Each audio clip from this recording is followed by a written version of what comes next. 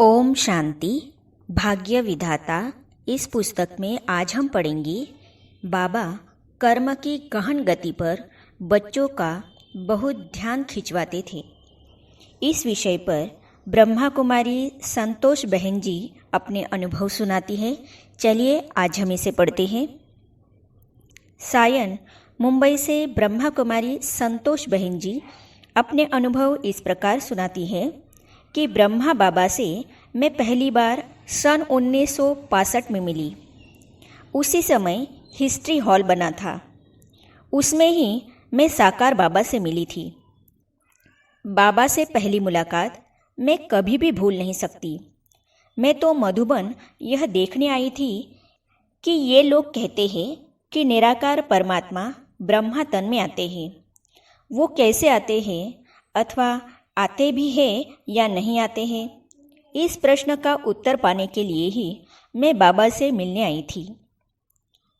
पहली ही नज़र में मुझे यह विश्वास हो गया कि परमात्मा शिव इसी तन में आ सकता है और कोई तन में नहीं, क्योंकि बाबा का दिव्य व्यक्तित्व और फरिश्ता रूप था। ऐसा रूप मैंने जिंदगी में कहीं नहीं देखा था। बाबा के व्यक्तित्व और रूहानी स्नेह ने मुझे आकर्षित कर लिया। बाबा से पहली मुलाकात में ही मैंने यह फैसला ले लिया कि मुझे जीवन बनाना है तो ऐसा ही श्रेष्ठ बनाना है और बाबा की आज्ञाओं पर चलकर दूसरों का भी जीवन ऊंचा बनाना है। मैं बाबा के निमंत्रण पर ही मधुबन गई थी। शुरू में बाबा किसी बच्चों को जब पहली बार मिलते थे तब गोद लेते थे। जब मेरी बारी आई तो मैं खड़ी हो गई। बाबा मुझे देखकर कहने लगे कि जब बच्चे मेरे से मिलने आते हैं तो मैं भी परमधाम से इस तन में आता हूँ। ये बोल मेरे को पक्के हो गए कि ये शब्द ब्रह्मा बाबा नहीं बोल रहे हैं, परंतु शिव बाबा जो निराकार है, परमधाम में रहते हैं, वो बोल रहे हैं। जब मैं मुंबई में ज्ञान में आई थी तो बाबा को पत्र लिखा था कि बाबा मैं आपसे मिलना चाहती हूँ। बाबा ने तुरंत मुझे पत्र लिखा था कि बच्ची, बाबा के पास बहुत संतोष है। बाबा भी देखना चाहता है कि यह कौन सी संतोष है, परंतु आ जाओ बाबा के पास। इस प्रकार मैं मधुबन बाबा के निमंत्रण से आई थी। बाबा ने मुझे इतना प्यार दिया कि मैं एक पल में सारी पुरानी दुनिया भूल गई। बच्ची, तुम बड़ी हो गई हो। मुरली सुनाते सुनाते जब बाबा मेरी तरफ देखते थे तब मुझे यह भी अनुभव होता था कि बाबा मेरे मस्तक से मेरा भविष्य अथवा जन्मपत्री पढ़ रहे हैं। उस समय मेरी आयु 18-19 वर्ष की होगी। मुझे देखकर बाबा ने कहा, बच्ची तुम बड़ी हो गई हो, अभी तुमको बाबा की सेवा पर जाना चाहिए। बाबा ने कहा कि मुझे ऐसे मैनेजर चाहिए जो सभी सेंटरों पर चक्कर लगाए और बाबा को समाचार सुनाए। बाबा की यह बात तो मुझे समझ में नहीं आई, क्योंकि मैं तो उस समय ज्ञान में नहीं थी और उस समय उतने सेवा केंद्र भी नहीं थे। जो बाबा कह रहा है कि मुझे चक्कर लगाने वाली बच्चियां चाहिए। जब मैं सायन सेंटर पर रहती थी तब बाबा ने जो भी पत्र लिखे, बाबा उनमें ज़रूर लिखते थे कि बच्ची, तुम मुरली चलाने के लिए अपने जैसे और कोई को तैयार करो और तुम अन्य सेंटरों पर चक्कर लगा कर आओ। उस समय मुझे यह बात उतनी समझ में नहीं आई, परंतु उसका अर्थ अभी मुझे समझ में आता है।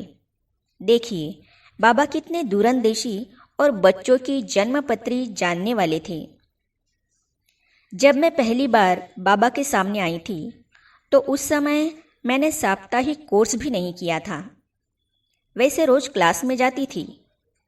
मधुबन में ही बाबा ने एक टीचर बहन से मेरा साप्ताहिक कोर्स कराया।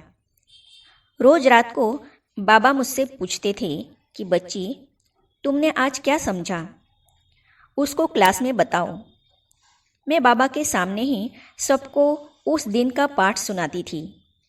उस समय मैं मधुबन में एक सप्ताह रही। बृजेंद्रा दादी के साथ मैं आई थी। जब भी बाबा मुझे देखते थे तो कहते थे कि बच्ची, तुम बड़ी हो गई हो, तुम्हें सेवा पर जाना चाहिए। मैं सोच में पड़ती थी, बाबा ऐसे क्यों कह रहे हैं कि सेवा पर जाना चाहिए।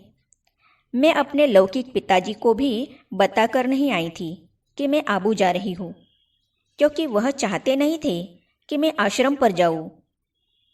आखिर मैंने बाबा से कहा, ठीक है बाबा, आप कहते हैं तो मैं सेवा पर जाने के लिए तैयार हूँ, जहाँ चाहे वहाँ भेज दीजिए। फिर बाबा ने कहा, बच्ची, तुम्हारे लौकिक बाप से चिट्ठी चाहिए। मेरे भाई और माँ ज्ञान में चलने के कारण उनको पता था कि मैं मधुबन आई हूँ। बाप को पता नहीं था। मैंने पूछा, क्या माँ की चिट्ठी ले आऊँ? बाबा ने कहा, नहीं बच्ची, जब लौकिक बाप जिंदा है तो उसकी ही चिट्ठी चाहिए। बच्ची, अभी तो तुम छोटी हो। उस रात शिव बाबा को बहुत याद करके लौकिक बाप को चिट्ठी लिखी कि पिताजी, मैं अभी बड़ी हो गई हूँ और अपने बारे में सोच सकती हूँ। मैं सोचती हूँ कि ईश्वरीय सेवा करने में ही मुझे सुख शांति है, इसीलिए आप खुशीपूर्वक इसके लिए छुट्टी दें। पत्र भेज दिया था, परंतु पिताजी से उसका उत्तर नहीं आया। बाबा तो चिट्ठी बगैर रखने वाले नहीं थे। मैं वापस मुंबई जाने के लिए तैयार हो गई। उस समय यज्ञ में यातायात की उतनी सुविधाएं नहीं थी। बृजेंद्रा दादी के लिए आबू रोड से टैक्सी मंगवाई गई थी। उसमें दादी का और मेरा सामान रख दिया गया। हमें विदाई देने के लिए बाबा भी छोटे हॉल में आने वाले थे। उसी समय ईशु दादी ने आकर मेरे हाथ में लौकिक पिताजी का पत्र दिया। उस पत्र में पिताजी ने लिखा था कि अगर तुमको उसी में खुशी है तो मैं तुमको ईश्वरीय सेवा करने के लिए छुट्टी देता हूँ।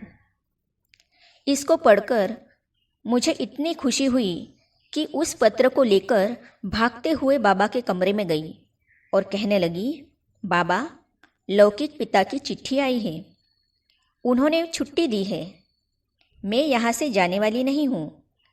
बाबा ने कहा, चलो बच्ची, बाबा हॉल में आने वाले हैं। मैंने फिर कहा, बाबा, अभी मैं अपना सारा सामान उतारती हूँ, मैं नहीं जाने वाली हूँ। मैं आगे आगे जा रही थी, बाबा पीछे पीछे आ रहे थे। जब क्लास में आकर बैठे तो मुझे देख बाबा कहने लगे, बच्ची, अभी तो तुम छोटी हो। मैंने तुरंत कहा, बाबा, आप रोज़ मुझे कहते थे तुम बड़ी हो गई हो, सेवा में जाना चाहिए, और अभी बोलते हो कि तुम छोटी हो। फिर बाबा ने कहा, बच्ची, तुम वही सायंस सेंटर पर रहो, वहाँ तुम्हारे माँ बाप, भाई बहनें सब है, वही सेवा करो। मैंने कहा, नहीं बाबा, मैं वहाँ नहीं जाऊँगी। मुझे तो आत्मा की उन्नति करनी है। जहाँ लौकिक संबंधी है वहाँ आत्मा की उन्नति हो नहीं सकती, इसीलिए मुझे दूसरी जगह भेजो। फिर बाबा ने कहा, ठीक है, तुम पूना के जनक बच्ची के पास जाओ। फिर बाबा ने बृजेंद्रा दादी से कहा, इसको पूना भेज दो, मुंबई से नज़दीक भी रहेगा। जब भी इसके रिश्तेदार मिलना चाहेंगे तब बुला सकेंगे। जाते समय मैंने बाबा से कहा, बाबा, जब दूसरी बार मैं आऊँगी तो पार्टी लेकर आऊँगी। बाबा ने कहा, ठीक है बच्ची, बहुत अच्छा। जब दूसरी बार बाबा से मिलने आई तो 40 भाई बहनों की पार्टी लेकर आई।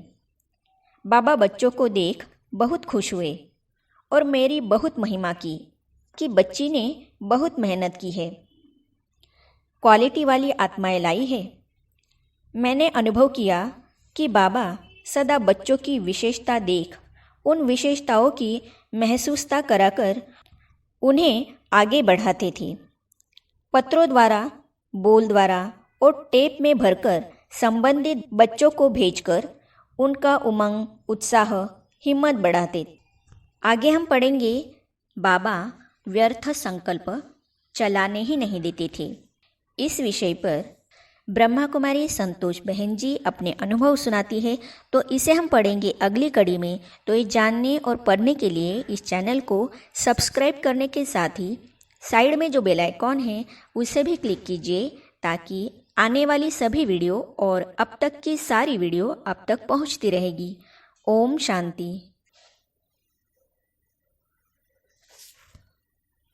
खाजो लेके